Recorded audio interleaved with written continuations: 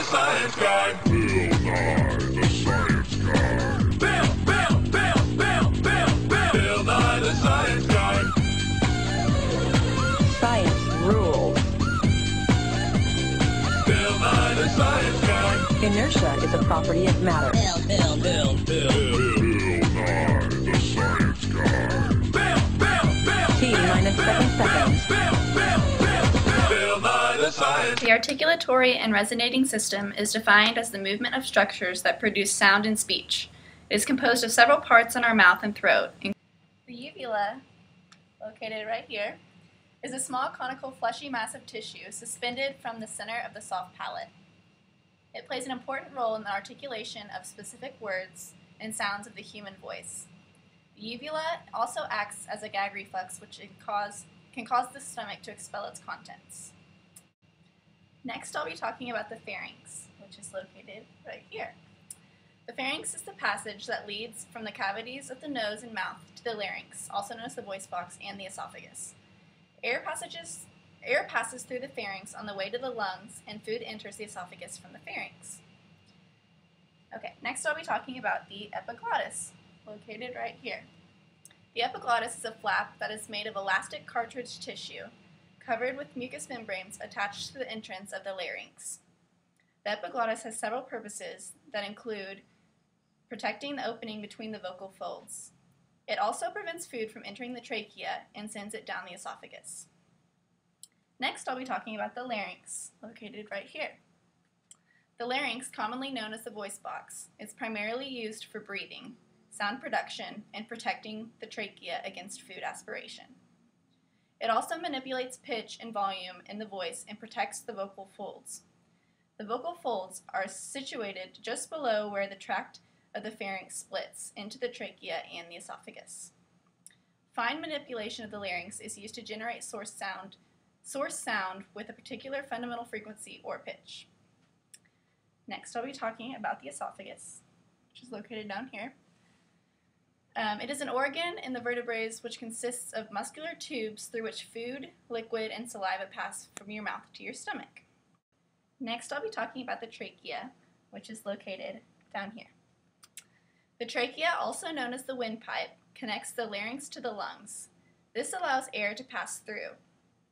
It is lined with goblet cells that produce mucus. This mucus is used to trap foreign particles that have been inhaled and it is either swallowed to the stomach or expelled as phlegm. Next, I'll be talking about the alveolar ridge, which is located up here. The alveolar ridge refers to the alveolar or gum ridge of the mouth. In speech, alveolar consonants are those produced with the tongue of the alveolar ridge. Next, we have the nasal cavity. The nasal cavity refers to either of the two cavities lying between the floor of the cranium and the roof of the mouth and extending from the face to the pharynx. Next, we'll talk about the hard palate. The hard palate is the bony portion of the roof of the mouth. It is continuous posteriorly with the soft palate and bounded anteriorly and laterally by the alveolar arches of the gums. Next is the soft palate, or the velum.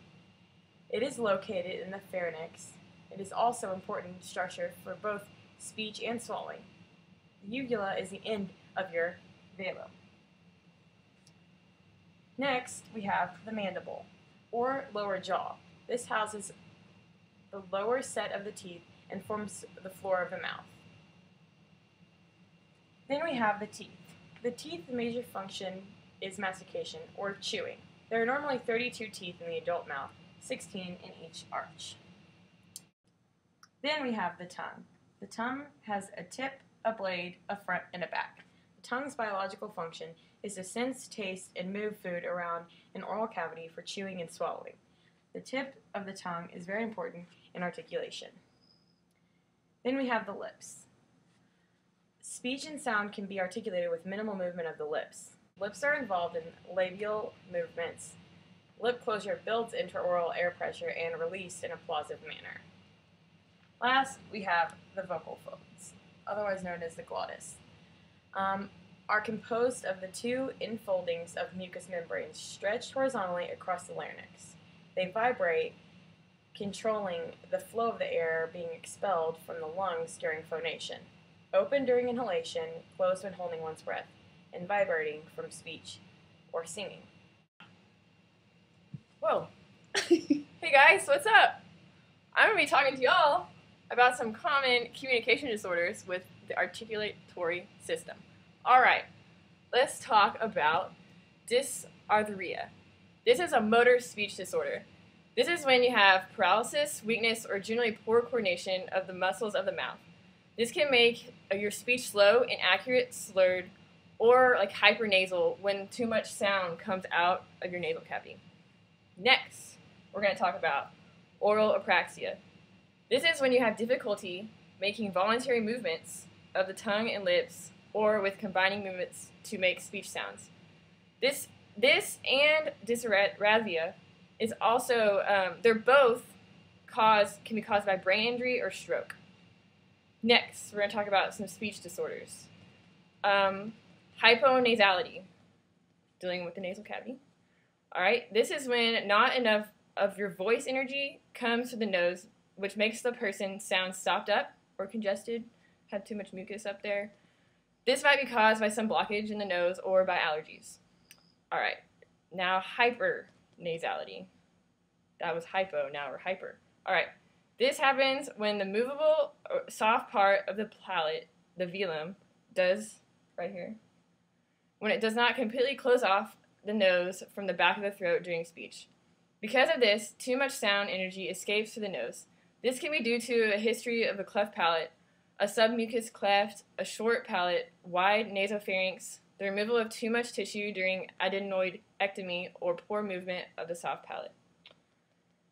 And here are some other communication disorders. Alright, tracheostomy. Down here in your trachea. This is no fun. You don't want to have one of these. This is a surgical opening in the neck at the trachea, which can cause people not to be able to speak or even make sounds. So you would lose all basic form of communication. Alright, and then a couple others are macroglossia. This is when you have unusually large tongue. You can find this with babies with certain syndromes, such as Down syndrome. Okay, now we're going to talk about the velopharyngeal insufficiency. This is a disorder. It's really long and hard to say, but it is the improper closing of the velopharyngeal sphincter, which is the soft palate muscle in the mouth, which is right in here. And so during speech, it doesn't allow air to escape through the nose, and it goes through the mouth instead. Or actually, it goes through the nose instead of the mouth. Okay. And then, during speech, the velopharyngeal sphincter must close off the nose to properly pronounce strong consonants. Bill Nye the Science Guy. Bill Nye the Science Guy.